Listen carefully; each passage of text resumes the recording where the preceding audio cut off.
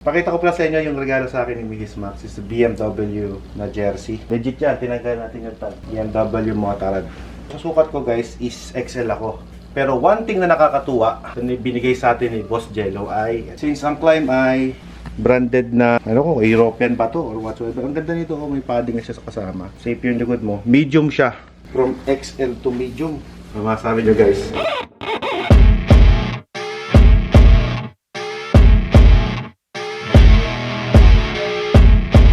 Yeah.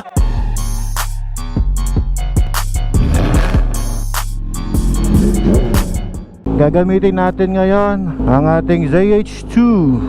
Taas pala nito pero okay lang, may sandalan akong ganun. Alright, so matagal-tagal ko na rin hindi nagamit itong ZH2 natin.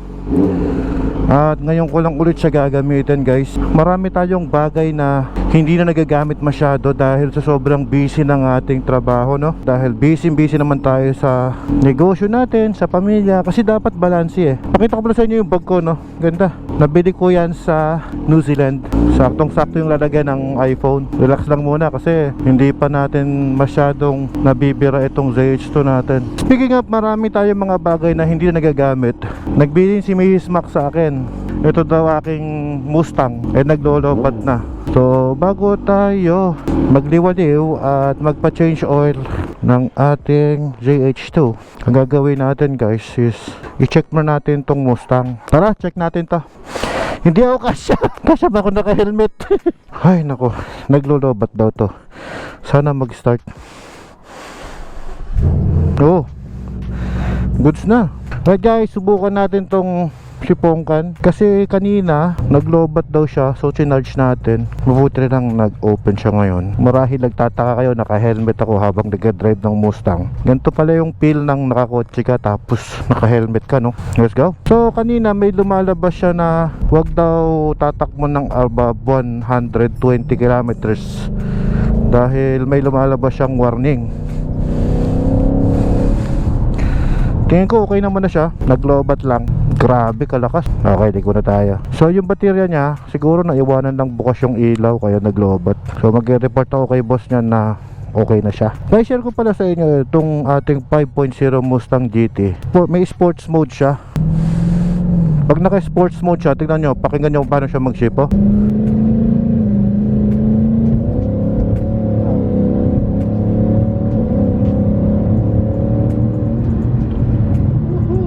Yeah, super ganda. Turo sa akin kasi ni Pasela, every time na, Dad, pagpapark ka, always military parking para pag-aalis ka, mabilis kang makaalis. Yun, nakakaugalian na namin ganyan, military parking palagi.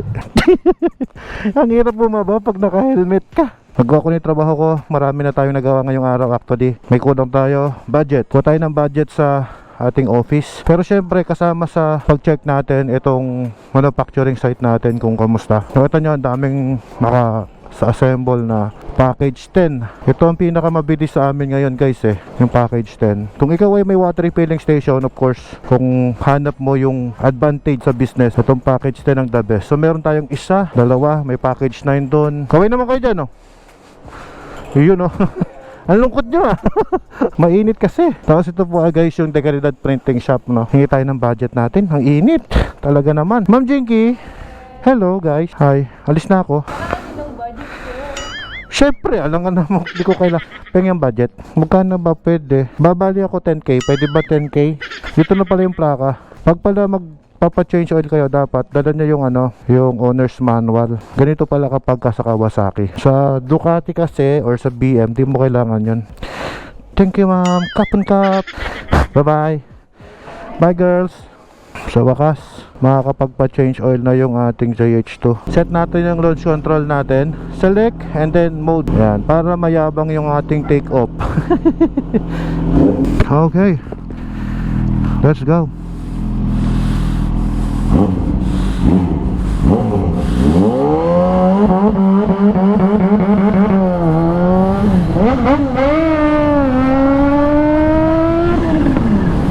Woohoo! Matatandaan nyo guys, nung unang change oil ng aking ZH2, ang daming mga na-open na ibang klase. Yung mga, yan, yung brake, yung gauge na yon na-open na. Tapos, na-change oil siya ng 180 kilometers pa lang. Dahil hindi nga nagagamit ng mga gamit natin sa bahay. At ngayon, magpapa-change oil tayo sa 800 kilometers. O, di ba? Kakaiba, no? Wala pang 1,000, nakadalawang change oil ka na.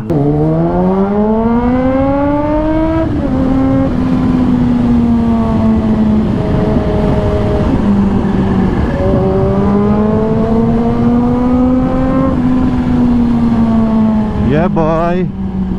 Oh, lumalabas pa talaga. Traffic dito sa Ordaneta. Mabuti na lang may bypass na rin dito. Tayo sa bypass dadaan guys. And guys, as I'm saying, sobrang busy natin ngayong araw. Hindi smooth yung pasok ng cambio, no? Parang kailangan mo siyang i-clutch. O dapat yata merong ano rito, may isa-setting mo yan na quick shift siya dapat. Tanong natin sa kasa mamaya kung paano yung quick shift, kasi hindi siya makapag quick shift eh.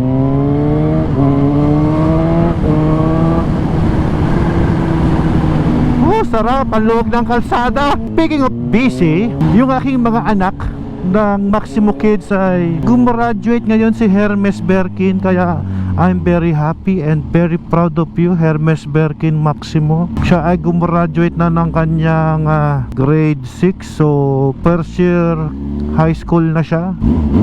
Ang aking pangalawang anak na si Hermes Berkin, I'm very proud of you. At ito pa, isa pang bagay na kaya ako proud na proud is dahil ang aking anak na si Saysay, pinakamataas ang kanyang average na nakuha. Pambihira nung school hindi ako umabot ng ganon. Actually pati si Hermes, mabuti na lang guys, ang eskwelahan nila ay hindi pataasan ng average na nakukuha para walang competition. Yung kanilang eskwelahan ay parang ano lang, walang competition, parang lahat may special na kanya-kanyang kakayanan. Ang hirap naman nun. Kung sa traditional na school siya nag-aaral, ang aking anak, sila lahat ay valedictorian o summa cum laude dapat, kasi sila yung may pinakamataas na grades na nakuha. Kaya lang, dahil nga hindi naman ganun ang sistema ng MABS kanilang school, syempre walang ganun. Multiple intelligence sila So actually, tama din naman yan. Lahat ng mga bata may kakayanan o may iba't ibang strength at weaknesses na pwede nilang palakasin sa bandang huli, dahil sila ay tuturuan, kaya nga nag-aaral diba? Lahat ng aking anak ay nag-perform ng tama sa kanilang programa. Ako'y very proud kay Hermes, kay Sai, kay Simon, kay Ken at kay Max. Yan, love you guys. Napaka-solid at napaka-bless ko. Nagkaroon ako ng mga anak na kagaya ninyo. Actually, sa kabisi-bisihan ko, ayun na nga, dumiretso kami ng outing ng mga staff namin ng Watermax Enterprises. Nagkaroon kami ng company outing. Siyempre kailangan mong balansehin, diba? Balanse sa kumpanya natin, sa aking negosyo. Dahil siyempre sa lakas ng benta natin ngayong summer, woohoo! Siyempre binigyan natin ng treat yung ating mga staff ng Anda Getaway. Nakapag vitamin C na kami guys. Lahat naman sila ay nag-enjoy. Kaya siyempre makita silang masaya sa kanilang trabaho at sa kanilang mga ginagawa, i-enjoy na rin ako. Dahil ako ay galing din dyan. Mag-team building kami, binili ng ulit sila na sa trabaho, galingan mo ng galingan. Huwag mo intindihin yung sweldo. Although yung sweldo nandyan lang yan. Siyempre may bonus ka pag magaling ka, diba? Pero to be honest, kapag ginalingan mo sa trabaho, ang reward mo dyan is yung skill na matututunan mo sa kumpanya na pinagtatrabahuhan mo. At yon ay hindi kayang bayaran ng pera guys. Ngayon pa, si Watermax, grabe, namamayagpag tayo ngayon. Kaya syempre, ang mga staff natin, pag nag-request siya ng, boss, gusto namin white sand, o di white sand tayo. Saan ang pinakamalapit na white sand? Anda Beach. O di Anda Beach. Galingan nyo pa guys. At ginagalingan ko rin. Lahat tayo, sabay-sabay tayo, magkakaroon tayo. Sa Watermax kasi, walang iwanan yan. Yung mga staff ko, hindi staff ang turing ko dyan, pamilya. Syempre, yung respeto nila sa akin, hindi naman nawawala yun. At ganoon din naman ako sa kanila. Sa sobrang busy namin, namili nga ako ano ba yung pupuntahan ko? Ducati World Week o yung company outing natin? Syempre kahit sabihin natin na makakuha ka ng magandang content doon sa Ducati World Week dahil we will ride as one. Kaya lang, syempre, business muna. Mga tauhan ko muna para maiayos ang mga dapat iayos. Di ba? Balance lang ba? O ngayon, ito naman yung time ko para magmotor ako. Pero pag nagmotor ako, may double purpose yan actually. Magpapa-change oil tayo. Speaking of ama, ayan, napag-uusapan na lang naman ng family, no? Ng mga anak ko, proud ako sa kanila gusto kong batiin ang aking kaibigan ni si Brother Reed. Congratulations, isa kang ganap na ama. Nanganak na si Reed. Ay hindi, nanganak na yung asawa ni Reed. Hindi si Reed yung nanganak, yung asawa niya. At may baby Reed na, no? Congratulations, brother. Sigurado mapipil mo na yung mapipil ko, na every time you twist the gas, you twist the throttle, maisip mo, may obligasyon ako, may anak ako. Ganon yan guys. I don't know if makaka-relate kayo sasabihin ko. Kasi ako, every time I twist my throttle, naisip ko, may mga anak ako, may asawa ako, marami pa akong obligasyon sa buhay. Naisip ko pa yon palagi every time na pinipiga ako yung throttle natin. Yes, masarap magmotor, pero mas masarap yan when you ride safely, di ba? Ang hindi masarap, ay nako, wag naman sana mangyari sa atin. Uy, sumalubong. Hindi tayo pwedeng mainis sa ganon. Kailangan kalmado ka pa rin. Kahit nasalubungin ka pa nila, iwas ka na lang. Parang ang bilis lang ng biyahe ko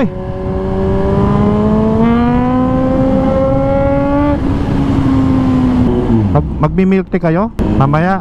Sige, try ko, sama ko. Okay, sige. Anong oras ka? Ayan, tumawag si Mrs. Max. Napaka-sweet talaga niya no guys. Sabi niya, magkita raw kami dun sa may Casa, susunduin daw niya ako doon. Sabay na raw kaming mag-lunch. Tama-tama guys, lunch time na rin. Tama-tama yun, sakto. Galing siya ng PPO. May meeting ang PAG-PTD. So isa siya sa membro ng PAG-PTD at vice chairman siya ng the Fraternal Orders of Lady Eagles Club. So ang dami-dami ng projects na pinagagagawa, mga charity works nila. Pero si Mrs. Max, mas mahilig pa rin siyang gumawa ng sarili ng charity. Yung sarili lang niya na projects niya. At guys, malapit na tayo. Nasaan na nga ba tayo? Para kanina pa yung sinasabi kong malapit na. Ay, salubong na naman kuya. Ayun, nakita ko na si Robinson. Pag nakita ko na si Robinson, ibig sabihin malapit na tayo. Meron nga palang ginanap na event dito sa Monarch, yung induction ng yung mga widow sons. Yan, dyan ginanap sa Monarch yun. Monarch, ganda di ba? Hindi tayo nakapunta although we are invited. Sayang. Alright, tayo ngayon sa Kawasaki.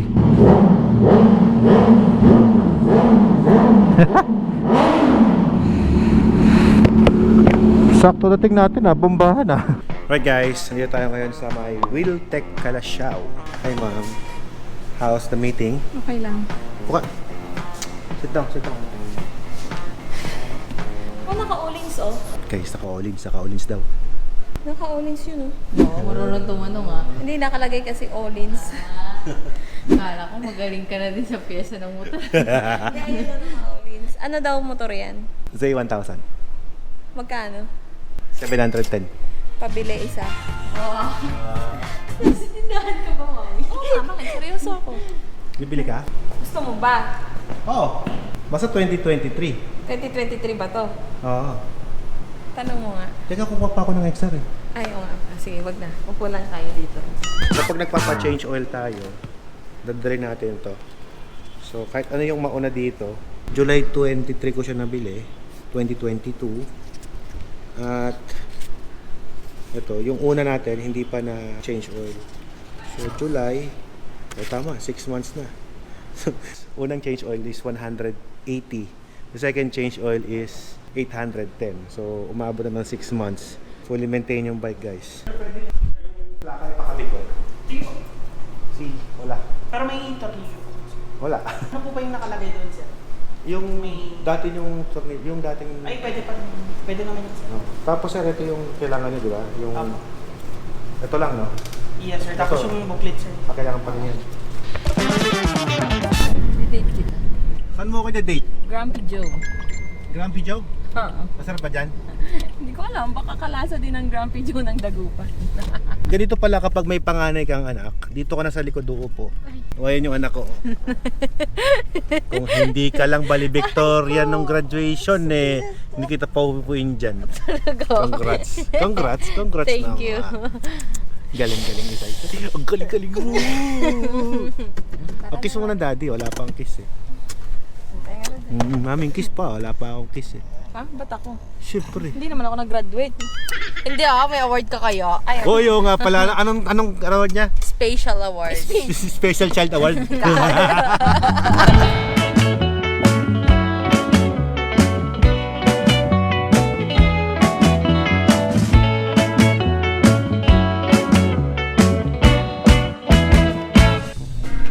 medyo na nagmamadali ako, mag-milk tea pa ako sa Rosario eh. Oo nga pala no, nag-aaya ka ng ride ng milk tea sa Rosario gamit yung Mustang. Kasi hindi daw magamit. O ano, nagpupustahan kami ni Saidad. Kung matutuloy. Oh, pustahan masama yun ha. Hindi, sa gawaing bahay naman eh. Hindi naman pera eh. Pag natuloy, maghuhugas siya ng pinagkainan ng hapunan for 5 days. Pag hindi natuloy, ako yung maghuhugas ng pinagkainan for 5 days. Walang tulong-tulong ng kasambahay. Ah, ganon. Oo. Kaya itutuloy ko mahirap. Para si Saysay na maghugas. Pa tayo sa bahay. Mag-milk tea pa tayo sa Rosario. Yes. Talaga ba? Oo nga. Sige. Tapos na yung change oil natin. Tara na, let's go home na. Ang tanong, magkano ang binayaran natin para sa change oil ng ZH2? Resibo na lang. Okay, yung plaka natin ay kabit. Tapos sabi ni kuya, yung coolant daw nagbawas. So nagdagdag pa sila ng coolant daw dito. Check natin yung oil. Uy, yun oh. Kintab. Tayo na lang natin dito yung resibo kasi matagal eh. Nasa level na yung coolant natin. Nice. So ito guys yung ginastos natin sa ating unit. Sa mga nagtatanong magkano ang expenses natin, change oil ng ZH2. So fully synthetic oil, kapag fully synthetic 555 ang isa. So 2,750 to 750 yun. Limang piraso pa nalagay. 5 pieces ang nilagay nila. Yung oil filter naman is 1,420. Tapos yung coolant 190. Then consumable and labor ay 2,500 plus 800, 1,050. Yun. So 5,410. Yun ang gastusin nyo pag nagpa-change oil kayo. Thank you. Total of 5,480. Kung may tip ka pa, syempre may dagdag pa yun. 6,000 pesos ang total cost ng inyong change oil dito sa ZH2. Sobra pala yung nahingi kong budget sa sponsor ko sa Watermax Enterprises. Oh, di ko na itanong paano ba yung quick ship nito. Kasi meron pa daw kaming ride ni Mrs. Max. Napakadami ko pala ng lakad ngayon. Syempre pag nag-aya ang iyong asawa o kapamilya mo, family member mo sa isang lakad, kung kaya mo namang ibakante yung oras mo, bigyan mo sila ng panahon. Priority sila eh. We work for them eh. We work hard for them to make time para sa pamilya natin. O yan, ito yung quote natin for today. Nagtatrabaho tayo para sa pamilya natin, para magkaroon tayo ng mas marami pang panahon sa kanila. Yun talaga ang reason why we work hard. At the end of the day, sabi ko nga, yung mga anak ko ang bilis tumaki. Hindi ko namamalayan. Yung mga anak ko ay naglalakihan na, parang barkada ko na lang. Kaya ako sobrang saya pa din dahil sa syempre nababalansin natin kahit papano yung panahon sa pamilya, business, at syempre itong pagilibang natin. So ito lang sa mga panahong ito, hindi na ako nagtatrabaho para sa sarili ko eh.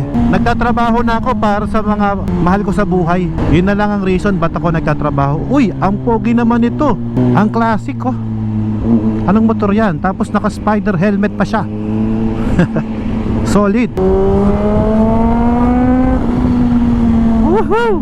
Actually, ito yung saya na naibibigay ng mga littered bike eh, no? Sa mga, syempre, naka-littered bike dyan, sigurado nafe-feel yung nafe-feel ko, no? Na every time you twist the throttle, yung stress mo nababawasan.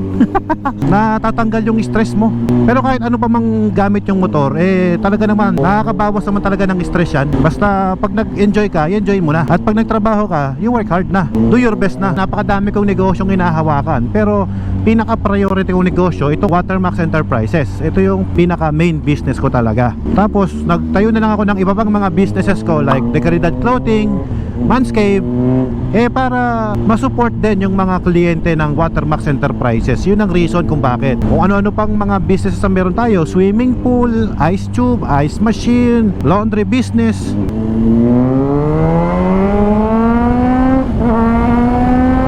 Ito kasi yan no? Pag nag-business ka, mas magkakaroon ka ng time freedom. Lalo sa water refilling station kasi sobrang easy na i-manage. Isa lang ang hinahawakan mong negosyo, tubig lang. Nung ako may water refilling station, mas marami akong panahon actually mamasyal. Mas marami akong time na magmotor, sa totoo lang. Nung meron akong 4 na water refilling station sa amin, kami ni Mrs. Max, kaya pa namin gumawa ng mga ride na mas malayo. Nakapag Mindanao Loop kami, nakapag Visayas Loop kaming dalawa ni Mrs. Max, gamit lang ang maliit na motor, yung Rouser 200. Yes, oo, maliit lang yung motor ko noon dahil sa water refilling station, pero marami akong motor during that time. Kaya lang mga race bike, mga pangkarera pa. Mas marami kaming time na kumarera sa motocross nung time na may water refilling station lang ako. Ngayong manufacturer na ako, aaminin ko sa inyo guys, nabawasan na yung oras ko. Sa totoo lang, nabawasan na yung oras sa sarili, sa pamilya. Aminin ko yon, nabawasan yon. Kasi nga, syempre, ang nangyari sa akin kasi, the more na mas marami kang negosyong ipinuput up, mas lalo ka nagiging busy. Pag naging busy ka, mas lalo kang mababawasan ng panahon sa pamilya. Yun ang totoo nun. So kanina, nag-aya si Mrs. Max. Sabi niya, Dad, may meeting ako sa PPO. Anong oras? Morning. Sige, hindi umandar yung Mustang. Nalobat na dahil di na ginagamit. So yun, nag-bios na lang siya. Ako naman, syempre, bilang padre de pamilya, although may mekaniko naman ako na mismo ang gumawa ng Mustang namin, di ba? Ni-road test ko, nalobat lang naman pala actually. Isa pa, nawili siya. Sabi niya, Dad, diretso tayo sa La Union, auditor gusto raw niyang mag-milk tea. Milk tea lang yun, mas mahal pa yung crudo namin. Grabe siya, nakipag-dare pa sa kanyang anak, si Saysay. Sabi niya, kapag daw hindi natuloy yung lakad, siya daw maghugas ng plato. Pero pag natuloy daw, si Saysay maghugas ng plato. I think it's worth it na ituloy. Dahil mapagkakaroon ng punishment yung anak ko. Yun yung pinaka-reward mo. Hindi na yung logi ka sa gas. Reward mo doon, yung anak mo, mabibigyan mo ng task sa inyong bahay. Nalibang ako guys. Papakarga tayo. Limutan ko magpakarga tayo sa premium. Nalibang ako, muntik na akong matuyuan. Sino? Yung driver o yung motor? Yung dalawa sir. Ayun, dahil dyan may sticker ka. Premium. Sige, karga mo par. Hindi pala mag-i-engage yung launch control niya pagka naka side stand. Tumatawag ang aking jowa. Yes ma'am. Ordoneta na po. Bakit? Nasaan na kayo? Saan sa Ordoneta? Bilihan ng bagoong sa Ordoneta. Saan yun? Rapid na rin ako dyan sa inyo.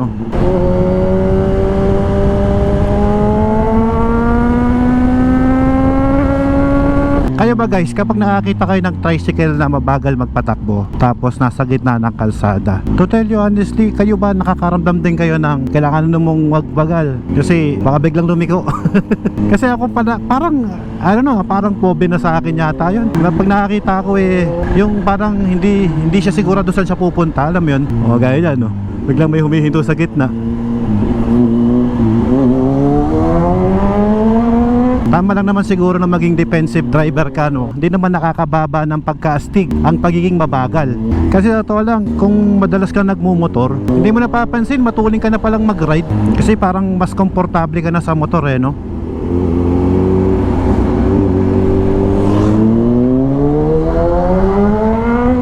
Nandito daw sila sa bilihan ng bagoong. Nakalis na kaya? Oh, wala na sila. Siguro nung kausap ko sila, moving sila.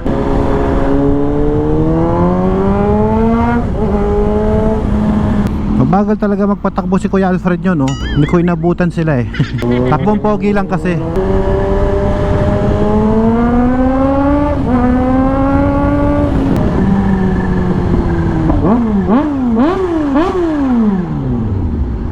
Mga bata, nagtakbuhan na. Sensya na, bihira lang kasi sila makakita ng mga big bikes dito. Nagiging inspirasyon tayo sa kanila.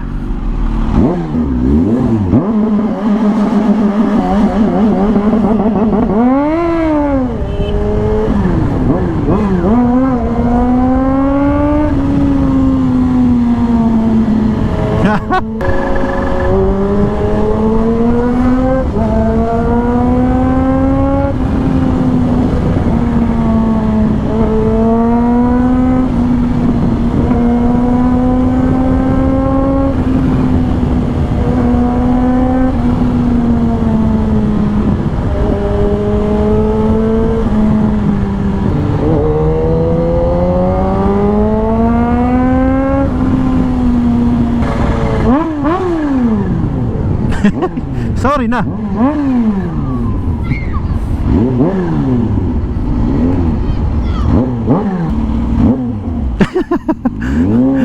Umabot ako sa kanila, no? Halagang 500 pesos na gasolina ko. Nag-enjoy ako. Same feeling din na parang nagrenta ka lang ng jet ski. Parang sumakay ka ng roller coaster. Kaya lang with the skill. Kumbaga, not everybody can do it.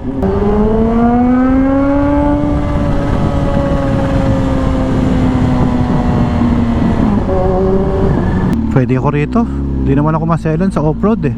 Shoutout natin yung taga-hugas ko. Sorry na. Randaan. Kaliwa ka ng diretso. O talaga, dito na ngayon. Dito ba ang daan?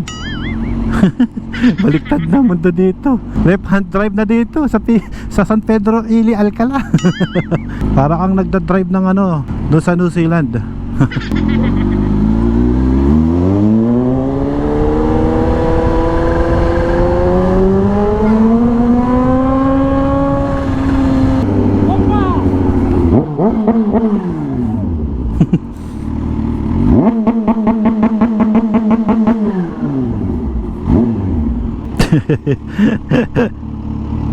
I like the sounds. Solid guys. Ha, sarap. Sarap gamitin din ito eh. Oh, solid eh.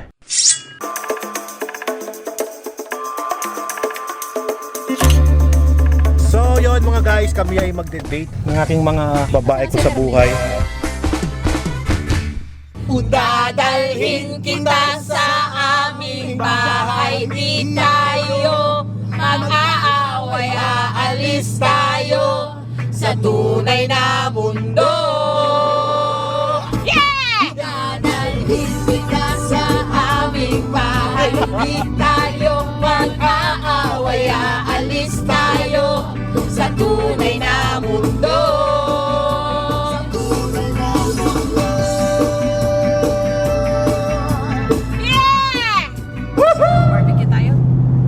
Saan? Sa Baguio. Mami, milk tea lang usapan natin eh.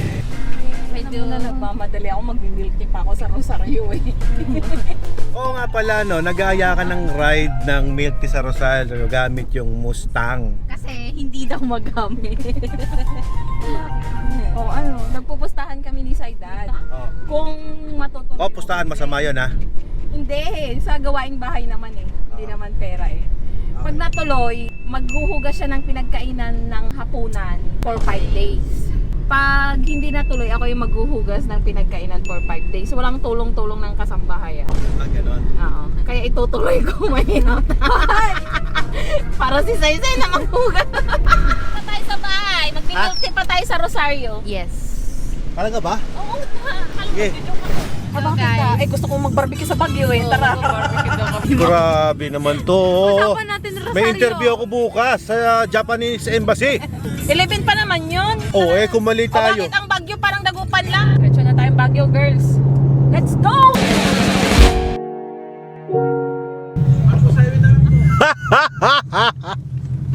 Ang gagawin natin? Na tayo? Doon tayo sa milk tea. Huwag na tayo mag-Baguio kasi malayo na. Ano ba yun? Nag-my-day pa ako. Change plan. Baguio.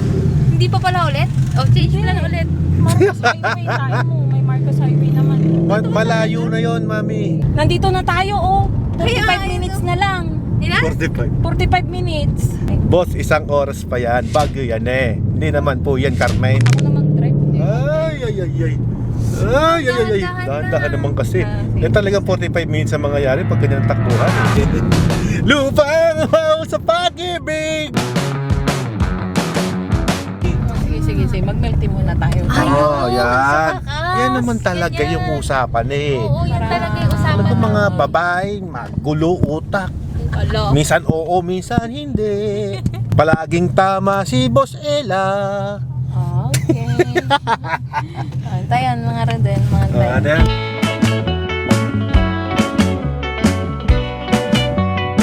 Natupad din ang trip.